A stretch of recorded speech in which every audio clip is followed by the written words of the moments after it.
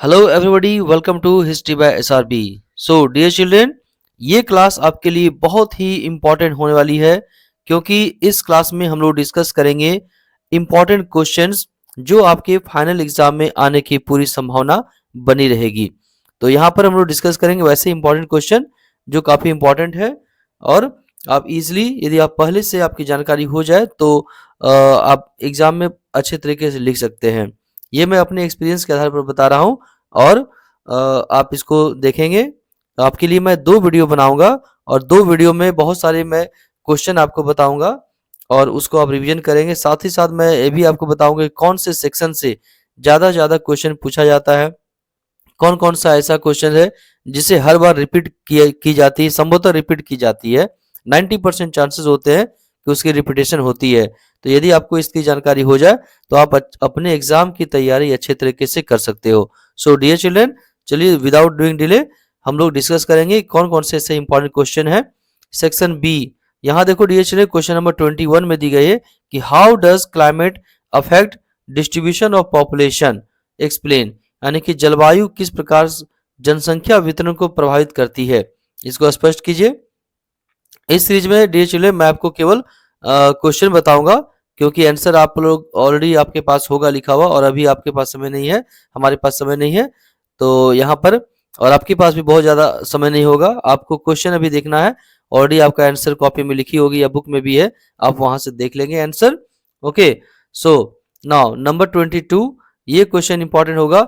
Explain the condition of Indian industry before and after the industrial revolution. यानी कि भारतीय उद्योगों की स्थिति, जो इंडियन इंडस्ट्री का कंडीशन था, तो ये औद्योगिक क्रांति जब हुआ, इंडस्ट्रियल रिवोल्यूशन जब हुआ, इसके पहले और बाद की स्थिति क्या थी इंडियन इंडस्ट्री की, इसके बारे में पूछा डियर चिल्ड्रन।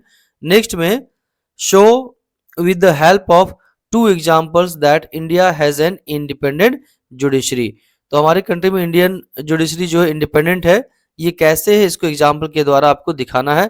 2 उदाहरणों की सहायता से दर्शाइए कि भारत में एक स्वतंत्र न्यायपालिका है।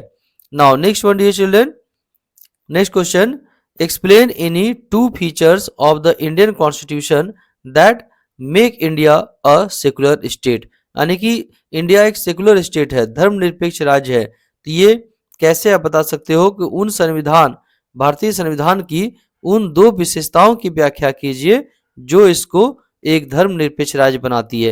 यानी आप कैसे कर सकते हो कि हमारा कंट्री जो है एक सेकुलर कंट्री है, धर्मनिरपेक्ष कंट्री है। 2 एग्जाम्पल देकर आपको बताना है। Now next one dear children, on earth day the students took a pledge to to say no to plastic, to which fundamental duties does this pledge relate. यानी कि यहाँ पर डीएच में पूछा गया है कि पृथ्वी दिवस पर जो स्टूडेंट्स है, तो स्टूडेंट्स ने प्लास्टिक का प्रयोग न करने की शपथ ग्रहण की थी। यह प्रतिज्ञा किस मौलिक कर्तव्यों से संबंध रखती है, यानी ये कौन सा फंडामेंटल ड्यूटीज में आती है। Now dear children, section C से बात करें तो सेक्शन सी में, state any 3 reasons responsible for high density of population in a region. यानी कोई भी रीजन है, कोई भी क्षेत्र है, वहां पर हाई डेंसिटी ऑफ पॉपुलेशन यानी जनसंख्या जो घनत्व होता है ये बहुत ज्यादा अधिक होता है, तो इसके लिए कौन कौन से कारण रिस्पॉन्सिबल होते हैं। ठीक है, नेक्स्ट में, ये डियर चिल्ड्रन देखो, ये क्वेश्चन जो है डियर चिल्ड्रन बहुत ही इंपॉर्टेंट है। ये प्राय लगभग आपके हर एग्जाम में हर साल ये रिपीट की जाती है। ठीक है, तो इस क्वेश्चन को बिल्कुल भी ना छोड़े, इस क्वेश्चन को जरूर आप कंप्लीट करेंगे, अच्छे से याद करेंगे। The Mahalwari system prove to be a curse for the peasants, justify the statement.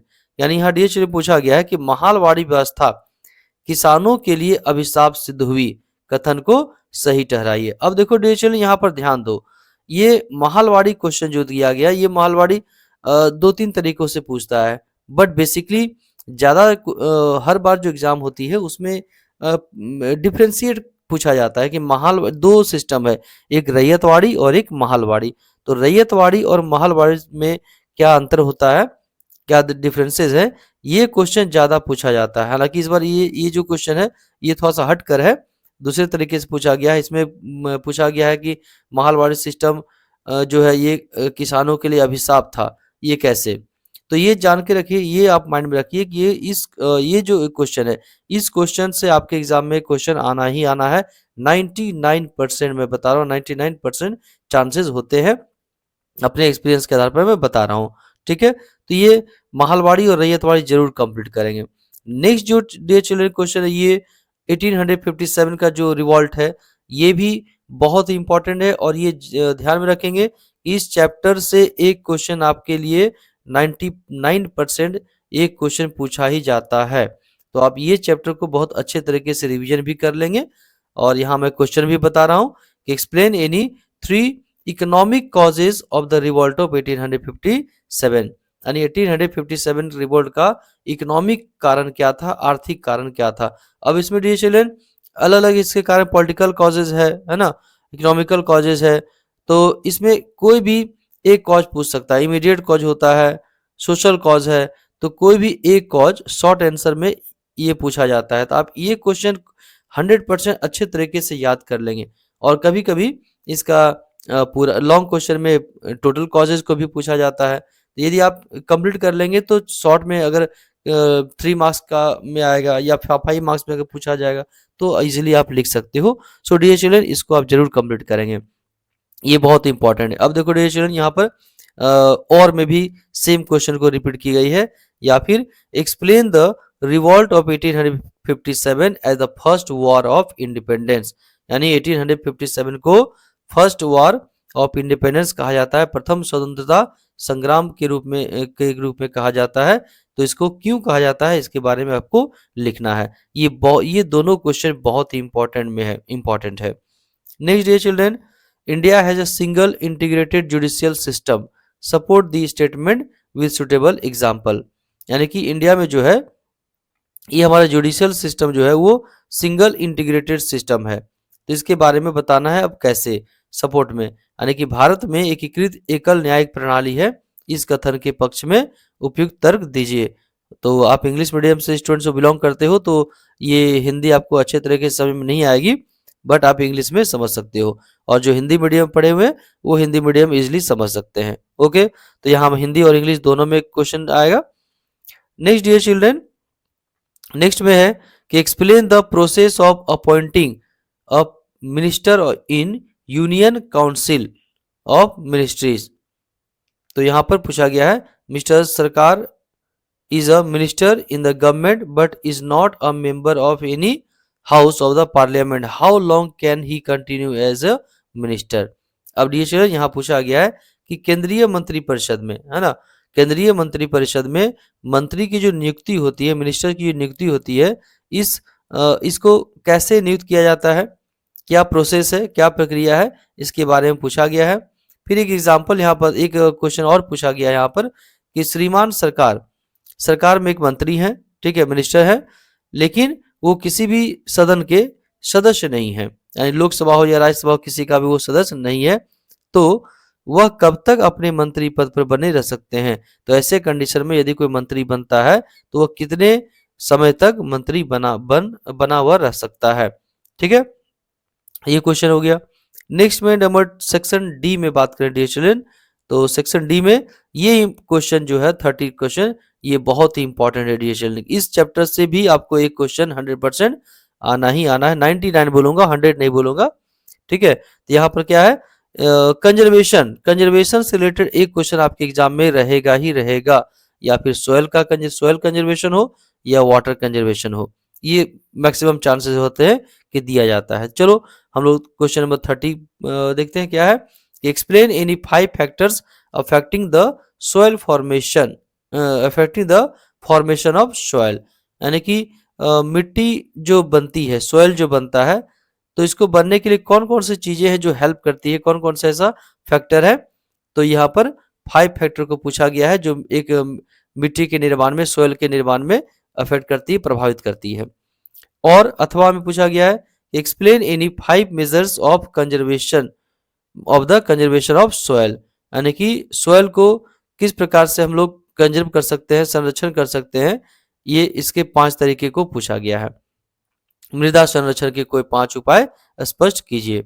Next में डियर चिल्ड्रन लिखा गया है, क्वेश्चन नंबर 31 में है, explain the importance of agriculture for the people around the world. यानी कि सिंपली ये समझना है कि लोगों के लिए कृषि का क्या महत्व है, खेती का क्या महत्व है, एग्रीकल्चर का क्या इंपॉर्टेंस है हमारे जीवन में, आम आदमी के जीवन में, पूरी दुनिया में। अथवा में पूछा गया डियर चिल्ड्रन कि explain any 5 important features of plantation agriculture. तो प्लांटेशन एग्रीकल्चर की कोई भी 5 इंपॉर्टेंट फीचर लिखना है, कोई 5 विशेषताओं को लिखना है। तो यहाँ पर पौधारोपण से रिलेटेड हो गया, प्लांटेशन से रिलेटेड क्वेश्चन है। नेक्स्ट में dear children explain the Dandi march. ये important, very very important question है, इस चैप्टर से भी क्वेश्चन पूछे जाते हैं और ये इंपॉर्टेंट क्वेश्चन भी है। तो explain the Dandi march as the beginning of the civil disobedience movement in 1930। तो 1930 में जो सिविल डिसोबीडियंस मूवमेंट हुआ था वो दांडी मार्च से ही स्टार्ट हुआ था, साबरमती, है ना, साबरमती से लेकर दांडी तक। तो ये इसका क्या महत्व है, इंपॉर्टेंस है, इसके बारे में पूछा गया, इसके बारे में एक्सप्लेन करना है यानी इसके बारे में आपको लिखना है। तो दांडी मार्च को 1930 में हुए सविनय अवज्ञा आंदोलन की शुरुआत के रूप में व्याख्या कीजिए, यानी इसी के बारे में आपको लिखना है।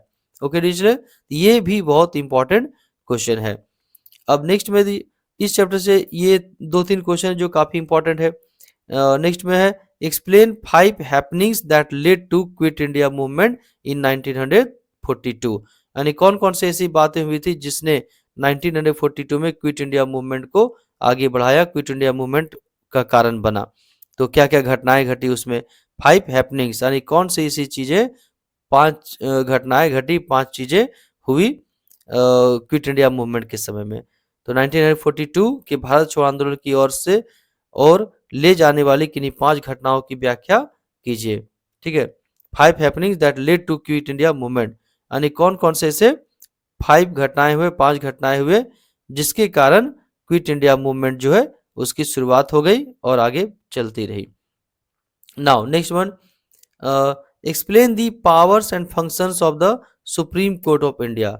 अब देखो पावर से भी एक क्वेश्चन पूछा जाता है, हालांकि इसको चेंज की जाती है, कभी कभी सुप्रीम कोर्ट पूछा गया है, हो सकता है कि आपको हाई कोर्ट पूछ दिया जाए। तो हाई कोर्ट का power and function, supreme court का पावर एंड फंक्शन, प्रेसिडेंट का पावर एंड फंक्शंस, ये सब आप याद कर लेंगे। ये 3-4 क्वेश्चन में से कोई भी एक क्वेश्चन पूछा जाता है। तो यहाँ पर पूछा गया है powers and function of the supreme court of India. ठीक है, तो आप सुप्रीम कोर्ट ऑफ इंडिया का ये दिया गया है, तो 2-3 आप और भी एक्स्ट्रा याद कर लेंगे, हाई कोर्ट का भी और प्राइम मिनिस्टर का भी और प्रेसिडेंट का भी। नेक्स्ट बढ़िए children, explain any 5 features of लोक अदालत। लोक अदालत बहुत इंपॉर्टेंट क्वेश्चन डियर चिल्ड्रन, ये लोक अदालत भी रिपीट की जाती है या पूछा जाता है, बहुत बार पूछा गया है। तो यहाँ पर लोक अदालत की किन्हीं 5 विशेषताओं को स्पष्ट कीजिए, यानी कि लोक अदालत की क्या क्या विशेषताएं हैं, क्या क्या फीचर्स है, इन 5 फीचर्स को लिखना लिखना है। You have to write down dear children. Okay, so these are the all important questions that may become in your final exam. So all of you dear children, you have to write down this one and write down the answer of this question and learn it properly, so that you can, if it is asked in your exam, then you can write with full confidence and you can secure high marks. Okay dear children, तो एक और मैं आपको video बनाऊंगा आपके लिए, जिसमें जो अदर क्वेश्चंस, इंपॉर्टेंट क्वेश्चंस है, उन इंपॉर्टेंट क्वेश्चंस को भी मैं आपको बताऊंगा, और पॉसिबिलिटी होगी तो जो ऑब्जेक्टिव क्वेश्चंस है उन ऑब्जेक्टिव क्वेश्चंस को, और यहाँ तक कि मैप से रिलेटेड जो क्वेश्चंस है उन क्वेश्चन को भी मैं आपको नेक्स्ट वीडियो में क्लियर करूंगा, क्योंकि अभी समय थोड़ी सी कम है। तो नेक्स्ट टाइम में मैं आपके लिए समय निकालूंगा और जो भी इंपॉर्टेंट क्वेश्चन है ऑब्जेक्टिव से लेकर के मैप पर तक सारे क्वेश्चंस को मैं आपको डील करूंगा, और उस वीडियो का लिंक मैं इसी वीडियो में दे दूंगा, तो आप आराम से देख सकते हैं। ओके ऑल ऑफ यू, आप अपने एग्जाम की तैयारी अच्छे से करेंगे। All of you best of luck. और यदि इसमें से जो भी क्वेश्चन पूछे जाते हैं डियर चिल्ड्रन, तो फिर आप एग्जाम के बाद बताएंगे आपको कैसा लगा, कमेंट बॉक्स में आप बताएंगे, और कौन कौन से क्वेश्चन इसमें से आया ये भी आप बताएंगे। ओके ऑल ऑफ यू, तो once again have a nice day, जय हिंद, जय Bharat, best of luck for your final exam.